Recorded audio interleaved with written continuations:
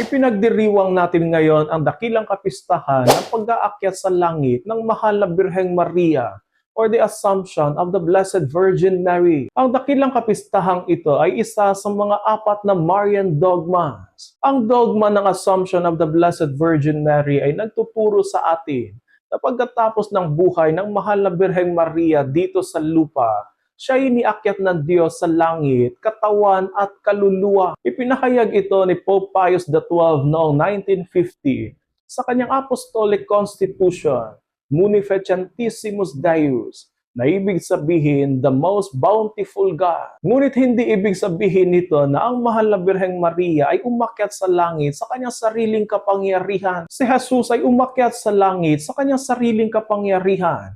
Samantalang ang mahal na Birheng Maria naman ay iniakyat sa langit ng Diyos bilang natatanging biyaya sa Kanya. Ang Assumption ay may malalim na kaugnayan sa buong misteryo ng buhay ni Jesus. Ang mahal na Birheng Maria, ang ina ng Diyos, ang babaeng nagbigay ng tunay na laman sa anak ng Diyos. Ang kanyang katawan na nagdala kay Jesus sa sinapupunan ay hindi hinayaang mabulok sa libingan. Ngunit hindi ito nangangahulugang hindi niya kailangan si Jesus bilang tagapagligtas. Sa halip, ang nangyari sa mahal na Birheng Maria ay ang pinakaganap na bunga ng pagliligtas ni Jesus. Ang biyayang ipinagkaloob sa kanya ay hindi hiwalay kay Jesus. Ito ay dahil kay Jesus. Mahalaga ang kapistahang ito sapagkat ipinapakita nito sa atin ang ating kinabukasan, ang kaligtasan na hindi lamang tungkol sa kaluluwa.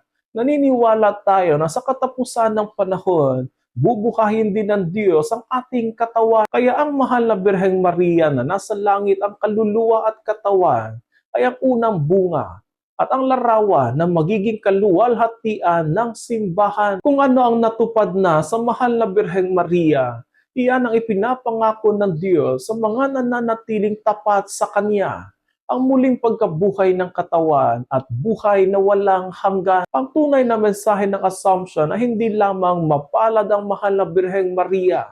Ang mensahe rin nito ay ito ang nais ng Diyos para sa atin. Tinatawag niya tayong lahat ngayon na mamuhay na nakatuon sa langit. Tularan natin ang mahal na Birheng Maria sa kanyang pananampalataya, kababaang loob, kalinisan ng puso, at buong pagsunod sa kalooban ng Diyos, upang tayo rin balang araw ay iakyat ng Panginoon sa kanyang kaharian sa langit. Mahal na Birheng Maria, ipanalangin mo kami.